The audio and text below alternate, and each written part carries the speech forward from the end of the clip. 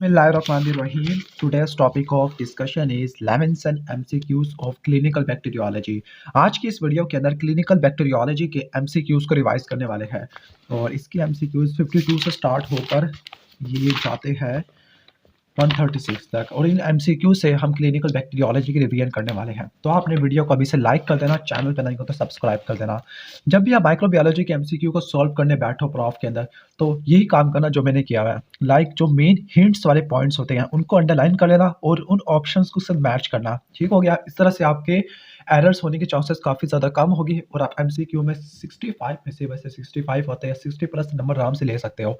बस इस तरह से कि स्टेटमेंट के अंदर जो हाइलाइट्स कर लेना पॉइंट्स को या पेंसिल से कर लेना क्वेश्चन पेपर पर, क्योंकि अब तो बबल शीट होती है।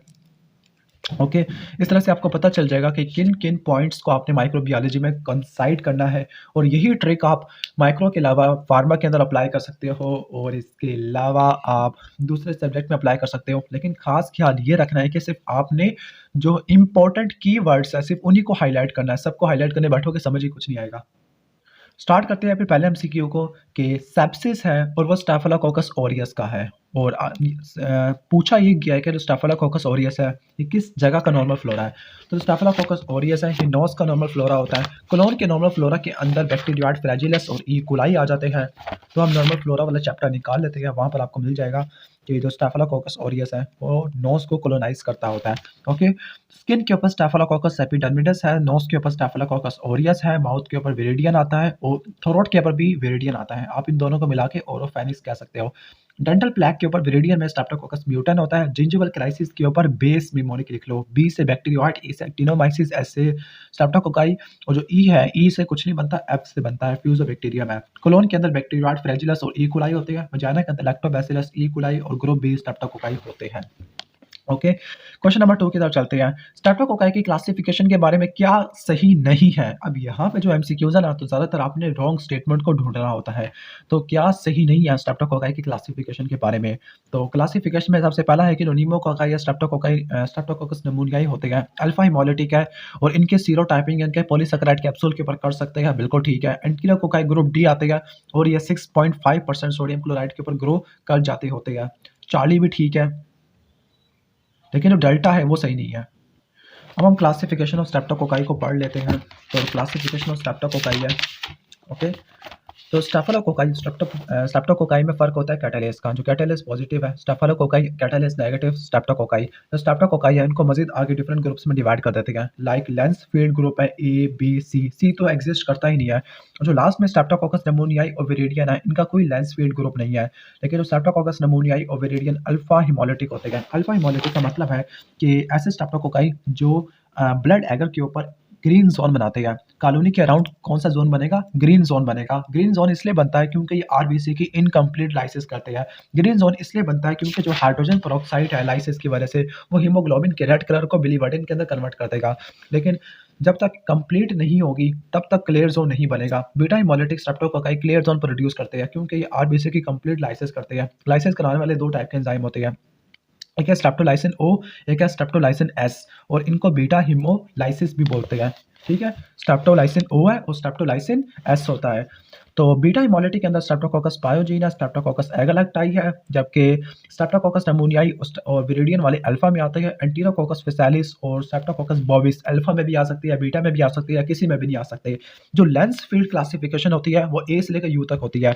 अब ये किस बेस पे होती है? क्योंकि स्ट्रेप्टोकोकाई के अंदर सी कार्बोहाइड्रेट है। सी कार्बोहाइड्रेट के एंटीजेनिक डिफरेंशिएशन की बेस पर हम इनको डिफरेंट लेंस फील्ड ग्रुप में डिवाइड करते हैं। लाइक ग्रुप ए के अंदर स्ट्रेप्टोकोकस पायोजीना, ग्रुप बी के अंदर स्ट्रेप्टोकोकस एगालैक्टाई होता है।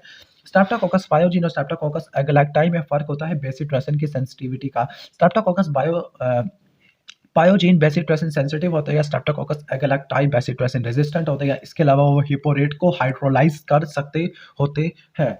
जबकि एंटीरोकोकस फिसालिस और स्ट्रेप्टोकोकस बॉबिस इसमें फ़र्क आता है NaCl की ग्रोथ के ऊपर। जो फिसालिस होते हैं वो ग्रो कर जाते हैं Fg, लेकिन जो बॉबिस है वो 6.5% NaCl के ऊपर ग्रो नहीं कर पाते। ओके ठीक हो गया। और इसके अलावा जो ग्रो करेंगे वो पेनिसिलिन जी से किल नहीं हो सकते हैं। ठीक हो गया, यानी जो ग्रुप डी है एंटीरोकोकस है वो किल नहीं होते पेनिसिलिन जी वगैरह से।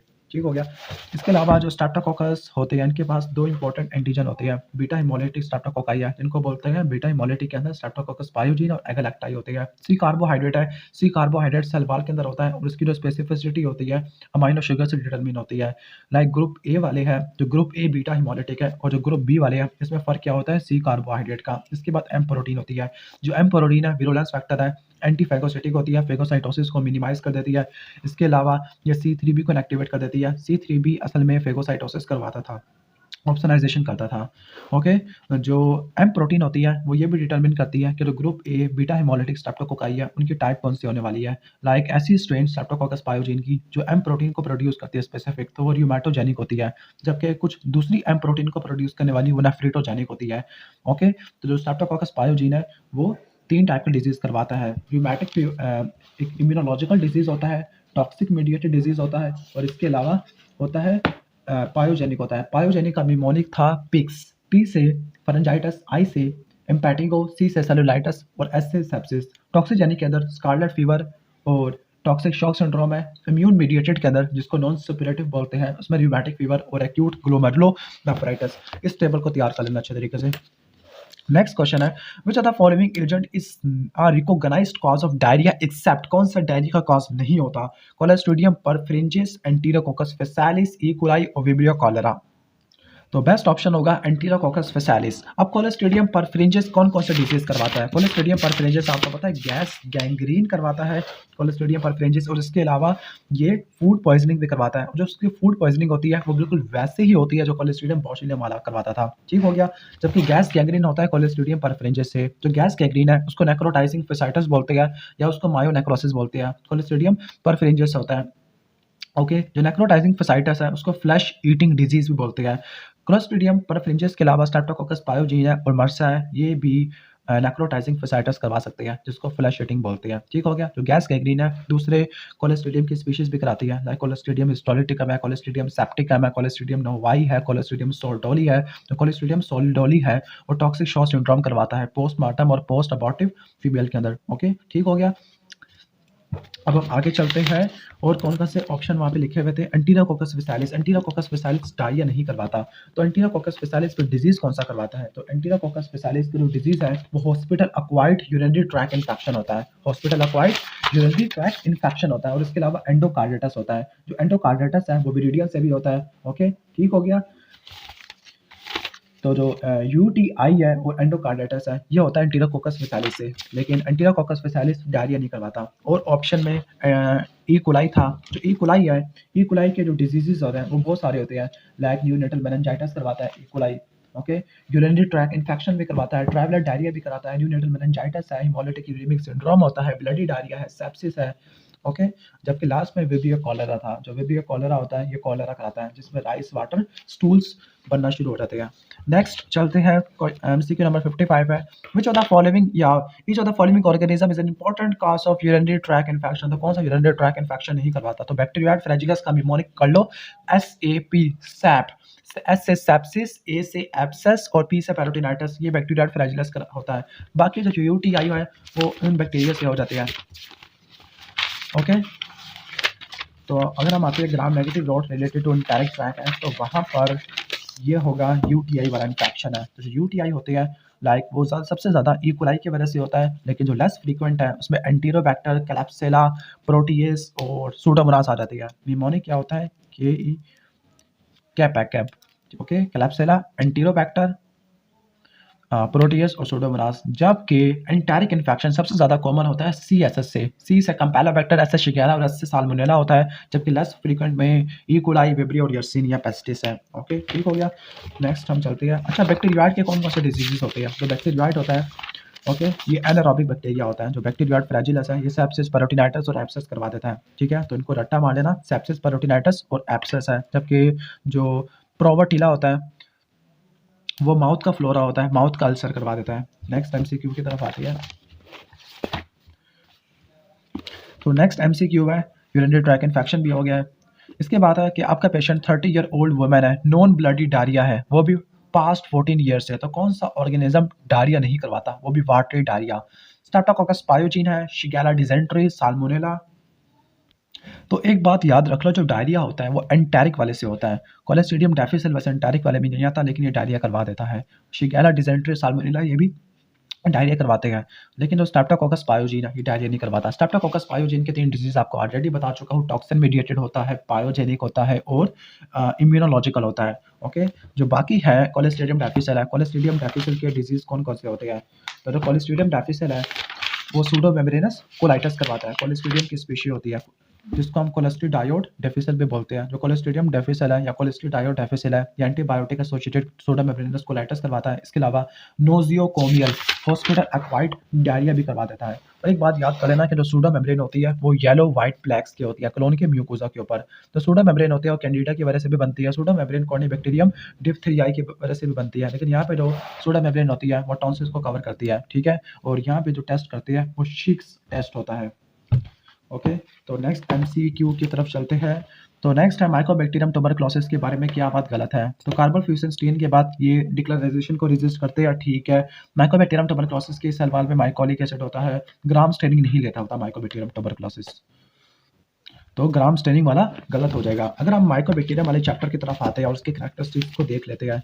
ओके, तो कैरेक्टरिस्टिक्स के अंदर अगर आप आओ तो पहली कैरेक्टरिस्टिक है इसकी जो रेट ऑफ ग्रोथ है काफ़ी ज़्यादा स्लो है। डबलिंग टाइम 18 आवर्स तक होता है, जबकि दूसरे बैक्टीरिया का जो डबलिंग टाइम है वो 1 घंटे ऐसे भी कम होता है। चूँकि ग्रोथ काफ़ी ज़्यादा स्लो होती है तो कल्चर आपको 6 से लेकर 8 हफ्ते तक रखना पड़ता है। माइकोबैक्टीरियम ट्यूबरक्लोसिस को कल्चर करने के लिए बैक्टीरियोलॉजिकल मीडियम यूज़ करते हैं, जिसको बैक्टीरिक मीडियम है, जबकि माइकोबैक्टीरियम लेप्रोसी बैक्टीरिक मीडियम के ऊपर ग्रो नहीं कर सकता। जो मीडियम हम माइकोबैक्टीरियम ट्यूबरक्लोसिस के लिए यूज़ करते हैं वो है लोवेंस्टन जेनसन मीडियम। लोवेंस्टन जेनसन मीडियम के ऊपर न्यूट्रिएंट और डाइज होते हैं। जो न्यूट्रिएंट है वो एग यॉक है, जो डाइज है वो मेलाचार्ट ग्रीन होती है। जो डाइज है वो अनवांटेड नॉर्मल फ्लोरा की ग्रोथ को सप्रेस कर लेती है। जो माइकोबैक्टीरियम ट्यूबरक्लोसिस है ऑब्लिगेट एरोब है, हाईली ऑक्सीजनेटेड टिश्यू के अंदर ग्रो करता है। जो एसिड फास्ट प्रॉपर्टी है वो माइकोलिक एसिड की वजह से होती है। इसके पास जो विरुलेंस फैक्टर है वो कॉड फैक्टर है। कॉड फैक्टर को ट्री हेलोस डाइमाइकोलेट बोलते हैं, क्योंकि ये कॉड लाइक सर्पेटाइन ग्रोथ करवाता है। इसके अलावा कुछ वैक्स प्रोटीन भी होती है जो कि प्यूरिफाइड प्रोटीन डेरिवेटिव टेस्ट के अंदर एंटीजन होती है, हाइपर सेंसिटिविटी करवा देती है। इसकी सेल वॉल के अंदर लिपिड होता है जो कि फिथियोसिरोल डाइमाइकोसिलोसेट है, जो कि पैथोजेनेसिस करवाता है। माइकोबैक्टीरियम ट्यूबरक्लोसिस एसिड को अल्कली को रेजिस्ट कर पाता है। ओके, ठीक हो गया। इसके अलावा एंटीबायोटिक रेजिस्टेंस भी होती है। जो एंटीबायोटिक रेजिस्टेंस है यहाँ पे वर्ड नोट लिखा हुआ है एमडीआर। जो एमडीआर स्ट्रेन्स होती है आइसो निकोटिनिक एसिड हाइड्राजाइड यानी आइसोनियाजाइड और रिफेम्पिन से रेजिस्टेंट होती है। और रेजिस्टेंस का मैकेनिज्म है कि या तो क्रोमोसोमल म्यूटेशन होती है, और क्रोमोसोमल म्यूटेशन एक माइकोलिक एसिड के जीन में और दूसरी कैटालेस पेरोक्सिडेज के जीन में। ये वो जीन था जो कि आइसो निकोटिनिक एसिड हाइड्राजाइड या आइसोनियाजाइड की एक्टिवेशन करवाता था। कभी कभार एग्जाम में रिस्क फैक्टर पूछे जाते हैं इन्फेक्शन के और रिएक्टिवेशन के। जो रिएक्टिवेशन एचआईवी या एड्स वाले पेशेंट में होती है, डायबिटीज़ है, स्मोकिंग है, कॉर्टिकोस्टेरॉइड होती है, इम्यूनोसप्रेसिव ड्रग यूज़ करोगे कॉर्टिकोस्टेरॉइड है, या टीएनएफ अल्फा ब्लॉकर ड्रग है, फॉर एग्जांपल इन्फ्लिक्सामाब। जबकि जो प्राइमरी इन्फेक्शन होते हैं वो फॉरेन बॉडी या रेजिडेंस होती है उस कंट्री के अंदर जहाँ पे टीबी का रेट काफ़ी ज़्यादा है, या एक्टिव पर्सन के साथ क्लोज कॉन्टैक्ट होना, या होमलेस पर्सन है, या जो जेल या प्रिजन के अंदर इनकार्सिरेशन है, इंट्रावेनस ड्रग यूज़र है, या हेल्थ केयर वर्कर्स होते हैं। नेक्स्ट एमसीक्यू के चलते हैं। होमलेस अल्कोहलिक है, फीवर है, कफिंग अप है, फुल स्वेलिंग स्पुटम है।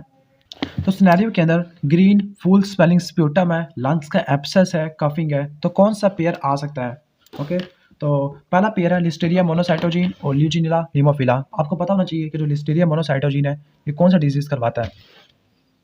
एक बार मैं इसको थोड़ा सा जूम कर लूँ। ओके, तो जो लिस्टेरिया मोनोसाइटोजीन है ये आता है ग्राम पॉजिटिव रॉड वाले चैप्टर के अंदर। जो लिस्टेरिया मोनोसाइटोजीन है ये मेनिंजाइटिस करवाता है, गैस्ट्रोएंटेराइटिस करवाता है और सेप्सिस होती है, और ये टम्बलिंग मोटिलिटी को एक्वायर करता है। लेकिन इसकी क्लिनिकल फाइंडिंग के अंदर निमोनिया ना होने के बराबर होता है, तो ये तो निकल गया।